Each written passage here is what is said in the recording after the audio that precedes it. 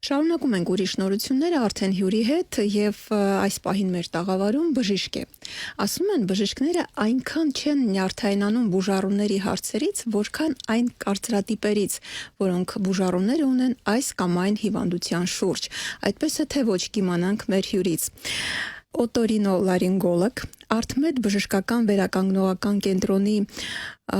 բուժգծով փոխտնօրեն, ականջ քիթ կոկորդաբանության ծառայության ղեկավար,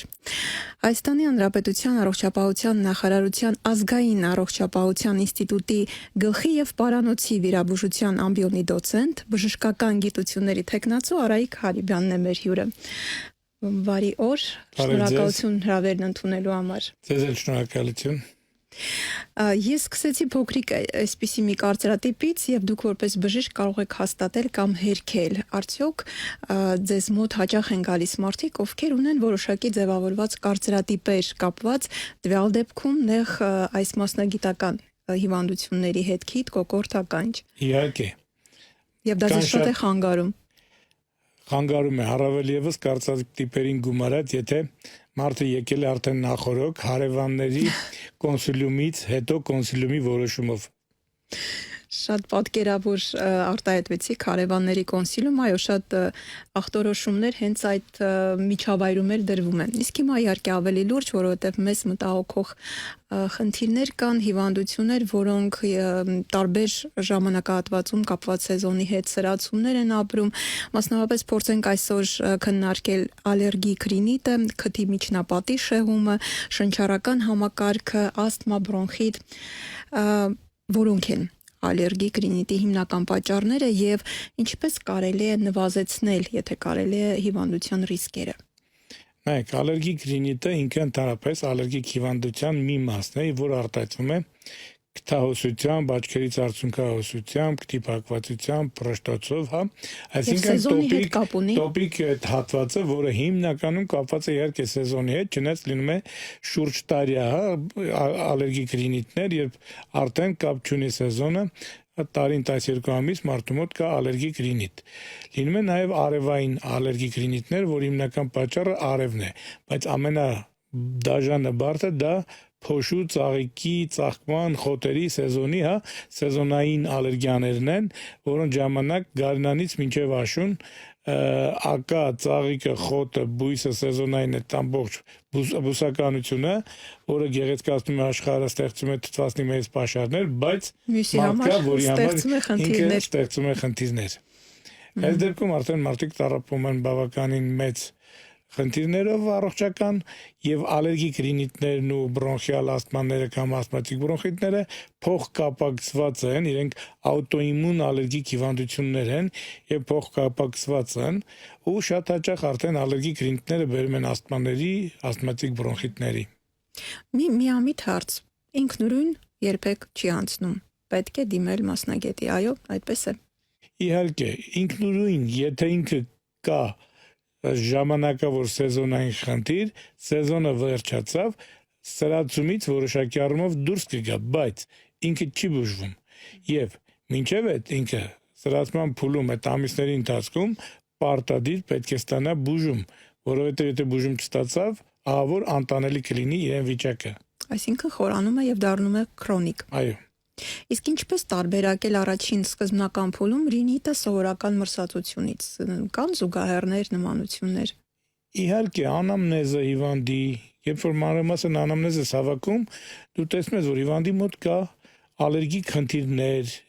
պարտադիր չի ռինիտ, բայց ունեցել է այլ տիպի ալերգիաներ, կա ալերգիկ տոպիկ դերմատիտներ, կա ինչ-որ թոքային ասթմատիկ խնդիրներ, մանկուց ունեցել է նմանատիպ խնդիրներ եւ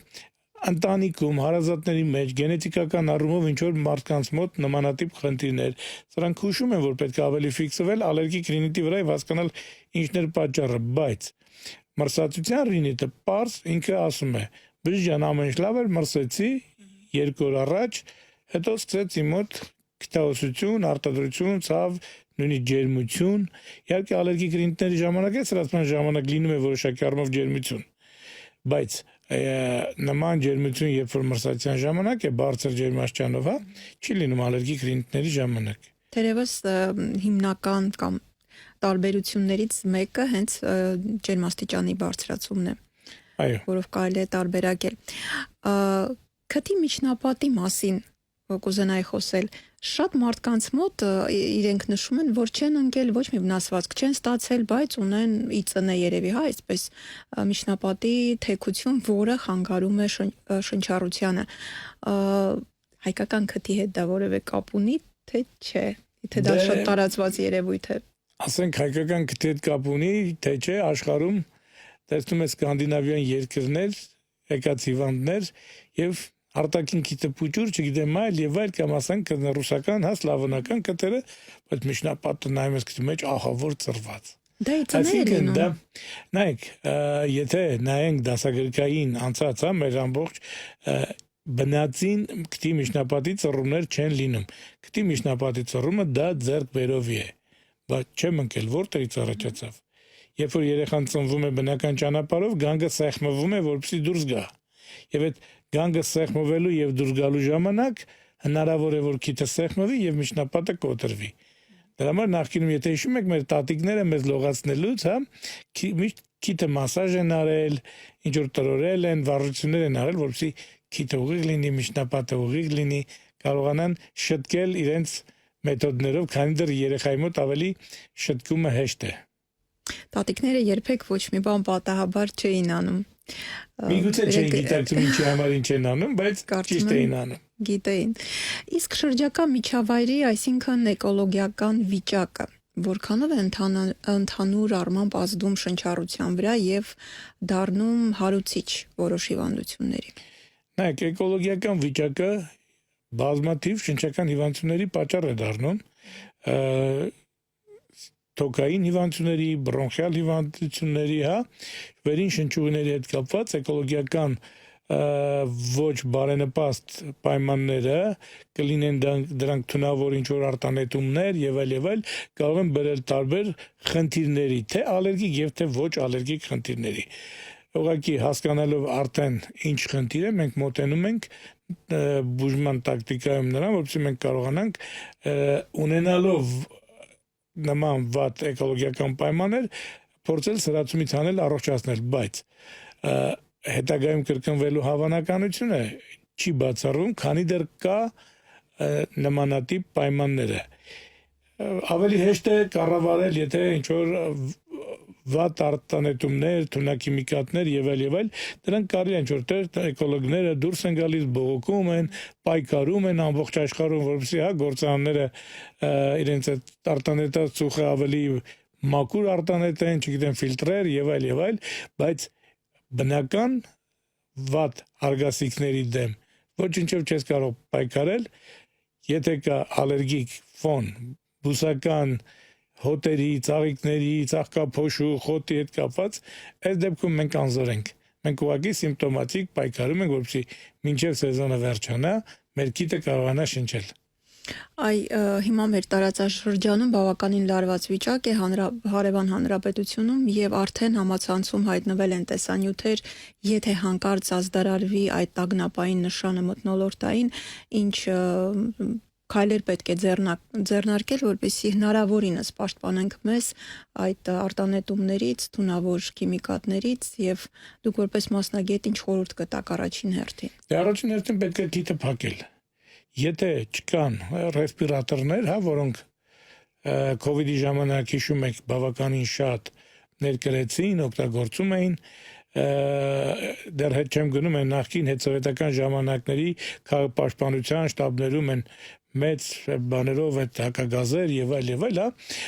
պետք է օգտագործել բազմաշերտ բինտե տանզիֆից պատրաստված դիմակներ, որովհետեւ իրենց վրա պահեն թունաքիմիկատները եւ ավելի հնարավորինս մաքուր օդ շնչենք։ Եվ պետք է օգտագործել նաեւ հիմա արդեն բավականին շատ կան այդ պետական ռեսպիրատորները, որոնք դրսից ներկրում են, իրենք էլ բավականին պաշտպանում են։ Իհարկե կան նյութեր, գազեր, որ ինչ ուզում ես արա, Աստված մի արածը, եթե հասնի Հայաստան, ոչինչով չեն կարող մենք օգնել մեզ կամ մեծ մյուսից։ Իհարկե հուսանք, որ այս սցենարը մեզ կշրջանցի եւ ընդհանրապես ամբողջ տարածաշրջանում խաղաղություն կտիրի։ Վերադառնանք մեր բուն հանդիպման թեմային, կարծում եմ շատերին հուզող մի հարց ուղեմ, ականջակալներ, որքանով են դրանք անվնաս, որքանով են վնասակար, որքան կարելի է կրել, արդյոք դրանից լսողությունը տուժում է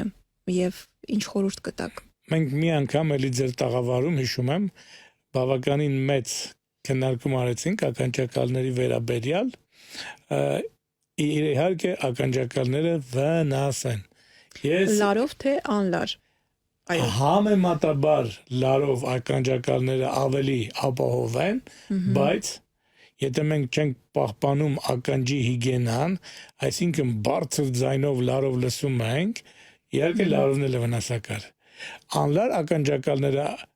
ձայնային հարվածներ, ալիքներ, դեցիբելներ, պլյուս նաև ճառագայթում։ Պետք է մշտապես հետևել 60-60 կանոնին, այսինքն 60 դեցիբել մաքսիմում եւ մաքսիմում 60 րոպե։ Եթե հետևենք այս կանոնին, համեմատաբար քիչ կվնասենք մենք ինքներս մեզ։ Բայց բացի անմիջական ազդեցությունը լսողական նյարդի վրա եւ վնասումը, լսողության վատացումը, մենք նաև ականջակալով մարդկանց մոտ ունենք մեկ այլ խնդրեմ, որ դառնում են հիմնականում վթարների, դժբախտ պատահարների պատճառ։ Չեն լսում երթևեկության ձայնը։ Շեղված է ուշադրությունը, մարդը չի լսում կողքի ձայները եւ մեծ հավանականությամբ թե մեքենայի տակ են գնում, թե ինչ որ ուշադրություն սեղված կողքից քայլող մարդկանց վրայով է անցնում եւ նաեւ էսթետիկ առումով տհաճ է։ Քաղաքում քայլում ես ու մարդիկ իրենց հետ խոսելով գնում են։ Առաջ ավելի անսպասելի էր եւ տարօրինակ, հիմա կարծես թե արդեն դարձել է սովորական։ Շատ առաջ եթե մեկ ինքն իրենով խոսում էր, առնվազն հոգեկան խանգարում ուներ։ Հիմա չգիտես ինքը հոգեկան խանգարումով անձ է, թե ականջակալով մեկ ուրիշի հետ խոսում է։ Կա այդպիսի բան։ Իսկ ավելի վնաս է հենց ուղիղ հեռախոսով խոսելը, թե ականջակալով, որովհետև կա այդպիսի կարծիք, որ հեռախոսը ավելի շատ ճառագայթեր արձակում է, քան ականջակալը։ Չէ, նայեք, ուղիղ հեռախոսով խոսելու ձայնային հարվածը ուղիղ լսողական անցուղու մեջ չի լինում։ Մեր ականջի խեցին ինքը այսպես ասած լոկատորի դեր է կատարում եւ ձայնային ալիքները հավաքում, ուղղում է գնալ։ Իսկ եւ որ ականջակալը, նայեք, նույնիսկ տարբերություն կա մեծ ականջակալների, որ ամբողջ ականջախեցին փակում է եւ փոքրիկների, որ դնում են ականջի մեջ։ Փոքրիկների վնասը ավելի շատ է, որովհետեւ ձայնային հարվածը ուղիղ թմկաթաղանթին եւ լսողական ոսկրիկներով գնում է առաջ։ Իսկ մեծ ականջակալները իրենք նորից հավաքվում են, ինչ որ ձայնային ալիքի, այսպես ասած, ուժգնության կասեցում է լինում եւ նոր գնում է առաջ։ Իսկ հեռախոսը առնվազն գոնե դիստանցիա կա ականջի եւ հեռախոսի մեջ։ Դրա համար ավելի էֆեկտիվ է հեռախոսով խոսել, իսկ ամենաճիշտը եթե կա միջավայր, որտեղ դու կարող ես բարձրախոսով խոսել, ցանկալի իհարկե բարձրախոսով խոսել։ Շատ կարևոր մասնագիտական դիտարկում, կարծում եմ, որ բացի լսելուց նաև պետք է կիրառել կյանքում, որովհետև շատ անգամ մենք ընդունում ենք, հասկանում ենք, բայց շարունակում ենք վնասակար սովորությունները կյանքում օգտագործել։ Ասացիք ականջի հիգիենա, տարական այդ մաքրելու կուլտուրան, ոմանք ասում են, որ այն ինչ որ ականջի մեջ ստեղծվում է բնության կողմից, պետք չէ միջամտել եւ այդ մաքրությունը շատ, այսպես հակասական կարծիքներ կա։ Դրա դեմ էլ երկար տարիներ ես բազմաթիվ անգամ, բազմաթիվ ռադիո հաղորդումների ժամանակ, ինչ որ բժշկական նյութերում անդրադարձել եմ, որ արտաքին լսողական անցուղում գտնվող ծծմբային խցանը դա կեղտ չէ, որը ներդրվել է դրսից եւ պետք է մաքրել։ Ծծումբը արտադրվում է արտաքին լսողական անցուղում մաշկի կողմից։ Եվ այն պետք է մաքրել։ Երբ մենք փայտիկներով մաքրում ենք, գրգռում ենք արտաքին լսողական անցուղում մաշկը եւ ավելի շատ ծծումբ է արտադրվում։ Եվ այդ ավելի շատ արտադրված ծծումբը մաքրելուն զուգահեռ մենք փայտիկով ներհրում ենք առաջ եւ առաջացնում ենք թմկատաղանթի դեմ, այսպես ասած, խցան, որը փակում է եւ լսողությունը վատանում է։ Այդ պրոբկա ասվածը, այո, մի փոքր էլ եթե ջրի կաթիլ ականջի մեջ այտուցվում է, փակվում է եւ ավելի լավ է փակում։ Մարդու արտաքին լսողական անցուղում մաշկը այնպես է զարգացած, որ ինքը ականջում արտադրված ծծումբը իր թարթիչների միջոցով դեպի դուրս է մղում, ոչ թե դեպի ներս։ Եվ մենք ունենում ենք շատ ժամանակ արտաքին լսողական անցուղու մուտքի մոտ գունավոր ծծումբի հետքեր։ Նկատած կլինենք որոշ մարդիկ, որ ականջի այդ ծծումբի հետքը դրսից նկատելի է։ Այդ դեպքում պետք է ընդամենը սրբիչով մատով մաքրել միայն արտաքին այդ մուտքի մասը, ոչ թե խորանալ արտաքին լսողական անցուղու մեջ։ Չի կարելի։ Բայց անգամ փոքրիկ երեխաներինն են, չէ՞, մաքրում հատուկ փայտիկներով։ Ցանկացած լավ եւ վատ բան ընդունում ենք, ընթորինակում ենք եւ ստեղծողներից ավելի ջատագովն ենք դառնում այդ ստեղծված փայտիկների եւ այլն, քան ասենք հենց իրենք ստեղծողները նման բաները։ Բայց նախկինում էլ երբ չկային փայտիկներ, կարծում եմ բոլորի կենցաղում հանդիպած կլիներ։ Տատիկները տարին մեկ անգամ կամ երկու անգամ լուսկու վրա փաթաթում, բայց օրը 3 անգամ չէին անում այդ գործողությունը։ Այսինքն հիմա կարծես թե տեխնոլոգիայի զարգացման հետ ոչ բարենպաստ սովորություններ են Մենք այդ մտնում։ դասողական փայտիկները մեր ընտանիքում ավելի շատ ինչ-որ տնտեսական նպատակներով ենք օգտագործում, քան ականջի մաքրելու։ Իրականում միշտ հետաքրքիր է թե ինչ մասնագիտական կիրառություններ է ունենում հենց բժշկի ընտանիքը, որովհետև կարծում եմ շատ է տարբերում սովորական մարդկանց ավանդույթներից եւ սովորույթներից, քանի որ ամեն ինչը գիտակցաբար է արվում։ Մեր տանը լսողական փայտիկները, այդ ականջի մաքրելու փայտիկները ականջ մաքրելու համար համարյա չենք օգտագործում։ Մենք հստացանք, որ խոսելու ենք նաև ասթմայի եւ բրոնխիտի մասին։ Այո։ Որոնք են հիմնական նախանշանները, ինչպես տարբերակել եւ երբ է ահազանգում մարդու վիճակը, որ պետք է անհապաղ դիմել բժշկի։ Նայեք, քանի որ վերին շնչուղիները սկսում են քթով, կտմպանով եւ շարունակում են շնչապող, բրոնխներ եւ թոքեր, իրենք փոխկապակցված են եւ ասթման, բրոնխիտը, բրոնխիալ ասթման իրենք եւ ալերգիկ ռինիտները եւ քթի պոլիպոզները իրենք աուտոիմուն ալերգիկ հիվանդություններ են եւ փոխկապակցված են։ Այսինքն նախնական շրջանում ալերգիկ ռինիտներով տառապող մարդկանց մոտ շատ հաճախ հետագայում արդեն առաջանում է քթի պոլիպներ, պոլիպոզ եւ ասթմատիկ խնդիրներ։ Մենք եթե ունենք ասթմատիկ խնդիրներով հիվանդ, պարտադիր ասթմոլոգը կամ թոքաբանը ուղարկում է քիթ կոկորտի խորհրդատվության, որովհետեւ հնարավոր է հիվանդը չի գիտակցում, որ իր մոտ կա քթի միջնապատի ծռում, կա պոլիպոզ, կա ինչ-որ ալերգիկ ֆոն քթում եւ դա է բերում իրեն մոտ ասթմայի խորացման կամ բուժում են չի լավանում։ Նման դեպքերում, երբ որ համատեղ համակցված աշխատում են ասթմոլոգները եւ լոր բժիշկները, ավելի հեշտ է տրվում բուժման ասթման։ Մեր կլինիկայում Արտմեդում, քանի որ երկու բաժիններն էլ կան, թե ասթմա կենտրոն ունենք եւ թե լոր ծառայությունը ես եմ ղեկավարում, մենք շատ ենք համագործակցում իրար հետ եւ պատկերացրեք երևի իմ վիրահատած քրոնիկ պոլիպոզ պանսինուսիտների հիմնական մասը գալիս են հենց ասթմա կենտրոնից կամ թոքային բաժնից։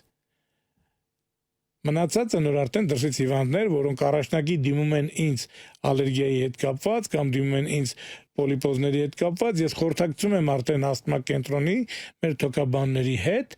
որից հետո իրենց խորհրդատվությամբ, եթե կա սրասման փուլ, իրենք մի կուրս բուժում են անում, պատրաստում են հիվանդին վիրահատության նոր վիրահատում։ Առանձին չկա պոլիպոզների կամ քթի վիրահատություն, առանձին չկա ասթմայի կամ ասթմատիկ բրոնխիտների բուժում, որովհետև երկուսն էլ կիսատ է։ Անպայման քիթկոկորտաբանները եւ ասթմոլոգները միասին պետք է աշխատեն, որպեսզի հիվանդի մոտ էֆեկտը ավելի երկար, ավելի լավ լինի եւ ավելի առողջարար։ Այսինքն, ինչպես եթե ճիշտ հասկացա, փոխկապակցված են եւ երբեմն մեկը մյուսի հարուցիչն է դառնում։ Մեկը մյուսի բուժմանը խանգարում է։ Առաջացման մեխանիզմը երկուսի մոտն էլ նույնն է, աուտոիմուն ալերգիկ պրոցեսները։ Այսինքն ոչ թե մեկը մյուսի հարուցիչ, այլ նույն պատճառով առաջանում են երկու հիվանդությունները,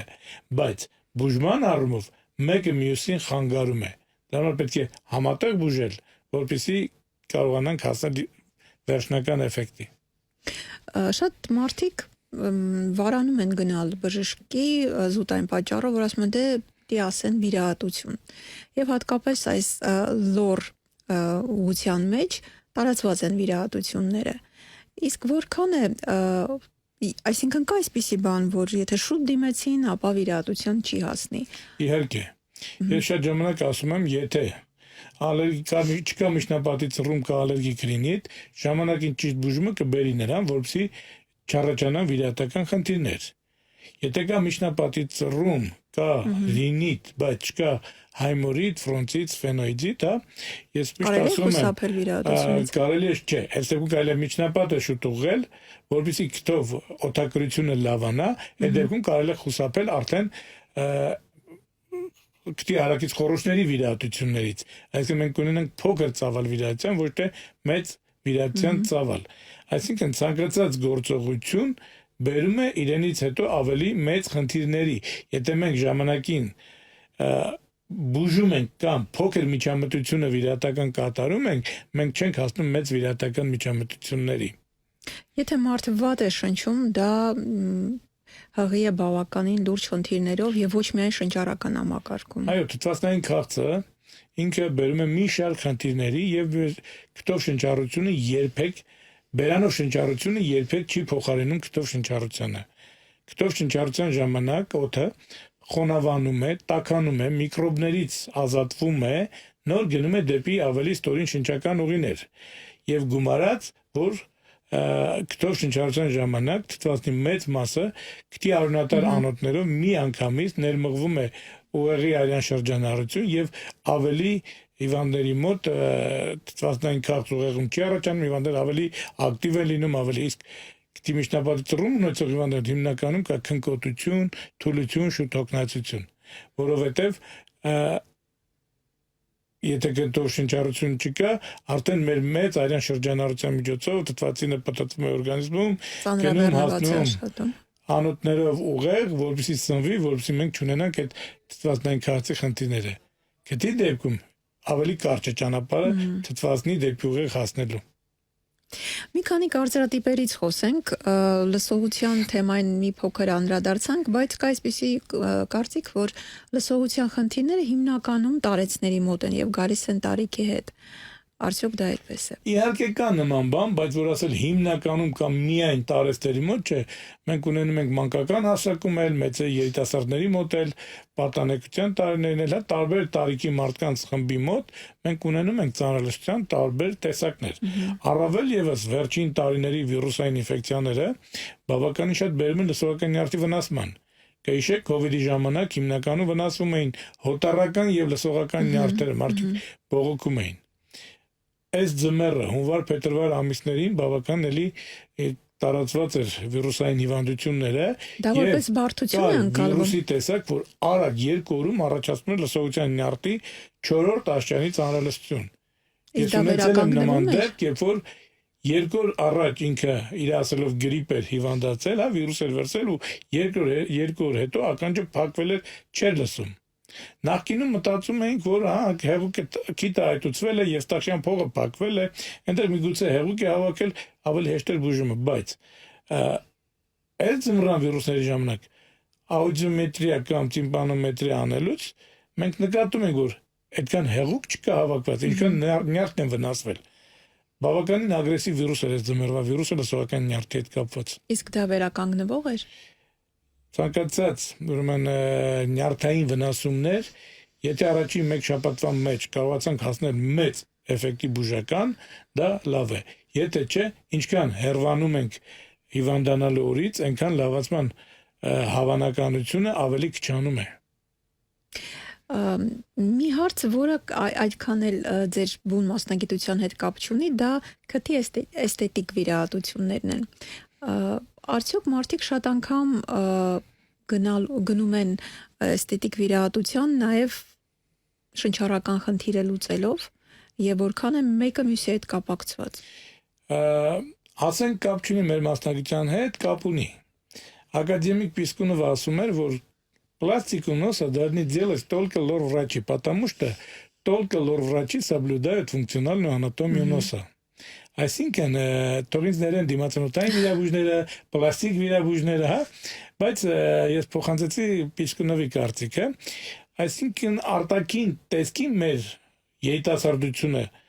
հիմնականում ցավալի է գնում է արտաքին տեսքը շտկելու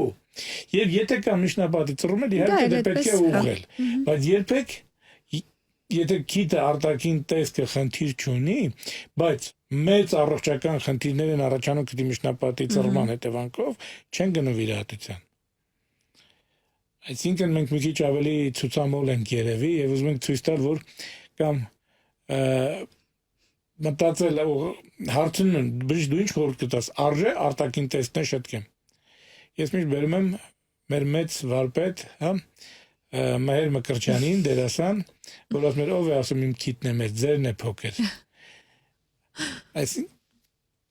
դժվար է ասել Արդյոք այդ մարդկանց հետ հոգեբան պիտի աշխատի արտաքին տեսքի փոփոխության համար գնալ բուժման քթի միջնապատի ուղղման թե քթի միջնապատի ուղղումը եթե անում ենք հետնել արտաքին տեսքը շտկենք ինձ երբ ասում եմ հարգելի քաղաքացի հարգելի բուժառու միջնապատի ուղղումը դա առողջական խնդիր է ես որպես բժիշկ քեզ խորհուրդ եմ տալիս միջնապատդ ուղղել կատարել քթի խորոչում կատարվելիք բոլոր միջոցառումները բուժական եւ վիրաբուժական որովհետեւ դու լավ շնչես քիթը շնչելու համար է իսկ եթե արտաքին տեսքը քեզ դուր չի գալիս ուզում ես շտկես խնդրեմ համեցեք դա էլ ենք անում Ինչով կբացատրեք այդ համատարած մոլուցքը հատկապես քթի վիրահատության դե մնացածը արդեն որպես շղթա շարունակվում է հիմա ամբողջ աշխարհում երբ նայում ենք ավելի գնում է նատուրալիստական մոտեցումները այսինքն բնական տեսքը մարդը սկսել է իրեն ավելի հարգել Արդյոք բայց նման բան այո ամբողջ աշխարհում տենդենս կա արդեն որ գնում է մարդը իր բնական տեսքը ավելի է ընդունում քան փոխված տեսքը Հավանաբար Հայաստան դեռ չի հասել դեռ չենք հասել այդ փուլին դեռ մենք մոլուցկով գնում ենք ստանդարտացման քթերը սիրունացնենք ակաժները սիրունացնենք չգիտեմ մարմինը սիրունացնենք բայց կան հիվանդներ որ ասում եմ հարցնում պլաստիկա էլ եք ուզում անենք քիթը չէ բուժջանին քիթինց դուր է գալիս ու էլի երիտասարդների մեջ շատերը կան որ սկսել են իրենց տեսքը հավանել մարդ եթե իրեն սիրում է իր տեսքը սիրում է ինքը չի ընկնում մանր-մունր նման էսթետիկ փոփոխությունների վրա եթե ինքը մոդայամոլ չէ հա մոդայի հետևից չի վազում Եվ ավելորդ է նշել, որ յուրաքանչյուր ցանկացած վիրահատություն կապված է բավականին լուրջ ռիսկերի հետ, անգամ ատամի հեռացումը, իսկ ուր մնաց արդեն անեստեզիան եւ ցավալին նա է, որ ռիսկերի մեջ ամենաառաջինը վախենում են, որ քիթը սիրուն չլինի։ Ոչ թե կարող է չարթնանալ, բայց չեմ վախենում, որ կարող է բազմաթիվ խնդիրներ նույնիսկ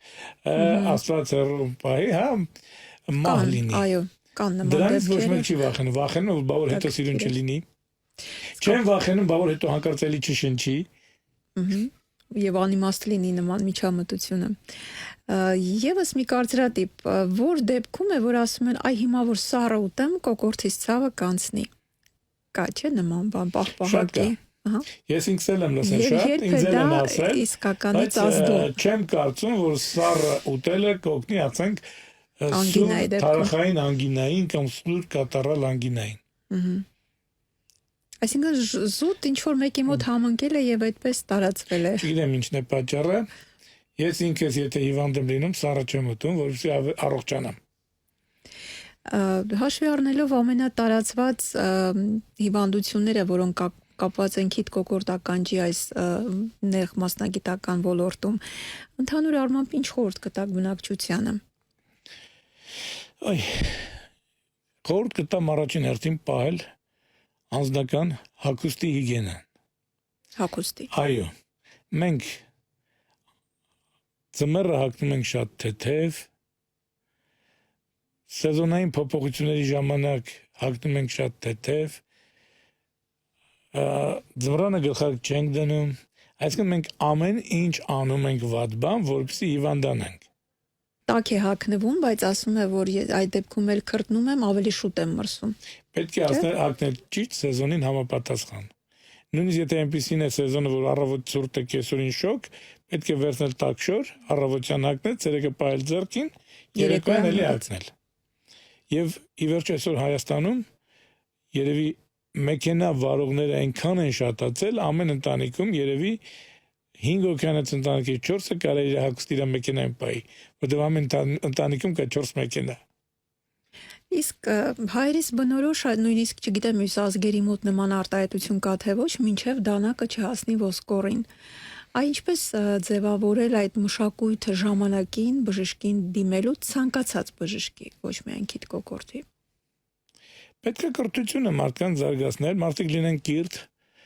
դպրոցից սկսած դաստիարակել, որպեսզի մարդը իրեն օրգանիզմին ճիշտ մոտենա, ընդհանրապես կյանքին ճիշտ մոտենա։ Աշխարհում շատ քիչ տեղեր կգտնես, որ դանակը հասնի ոսկորին նման արտահայտություն ասեն, բայց մեր մոտ էլի գիտեք ինչ,